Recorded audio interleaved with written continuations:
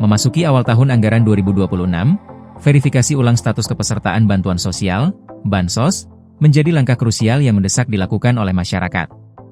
Bansos masyarakat ini diprediksi penyalurannya untuk tahap pertama program Keluarga Harapan, PKH, dan Bantuan Pangan Non-Tunai, BPNT, segera bergulir dalam rentang Januari hingga Maret ini. Langkah proaktif untuk memantau status kepesertaan dinilai sangat penting mengingat adanya pengetatan kriteria penerima melalui sistem terbaru. Masyarakat dapat memastikan apakah nama mereka masih tercatat dalam basis data penerima tahun 2026 hanya dengan bermodalkan kartu tanda penduduk, KTP. Proses pengecekan dilakukan melalui laman resmi Kemensos dengan langkah-langkah sebagai berikut. Cara cek Bansos Januari 2026. Akses laman cek Bansos Kemensos Go.id. Masukkan detail wilayah domisili, provinsi, kabupaten kota, kecamatan, dan desa kelurahan, sesuai data KTP. Ketik nama lengkap sesuai KTP dan hindari penggunaan singkatan. Input kode CAPTCA yang tertera pada layar demi keamanan data. Tekan tombol, cari data. Sistem menjalankan proses verifikasi data secara otomatis. Hasil verifikasi tersebut akan ditampilkan dalam bentuk tabel yang memuat nama, usia, serta kategori bantuan sosial yang diterima seperti PKH, BPNT, atau PBIJK apabila kepesertaan tercatat masih aktif, dengan penanda status iya. Skema penyaluran dan besaran dana. Pola penyaluran bantuan sosial tahun ini diperkirakan tidak akan bergeser jauh dari mekanisme 2025.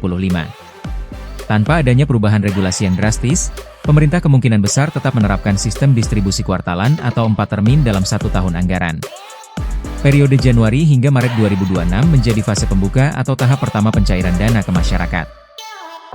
Siklus ini akan terus berlanjut secara berkala, yakni tahap kedua pada April-Juni, tahap ketiga di Juli-September, hingga termin penutup pada Oktober-Desember.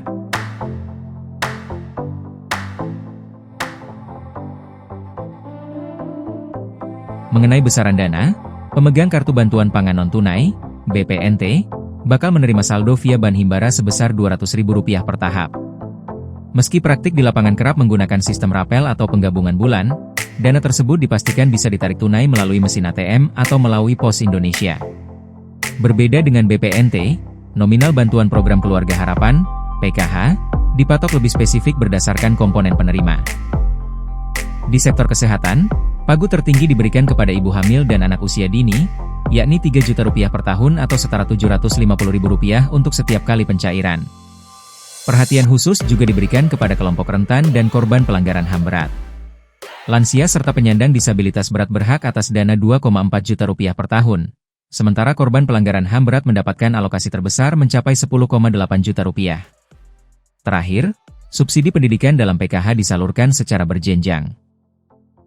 Siswa sekolah dasar, SD, mendapatkan jatah Rp900.000 per tahun, sedangkan alokasi untuk siswa SMA ditetapkan sebesar Rp2 juta per tahun.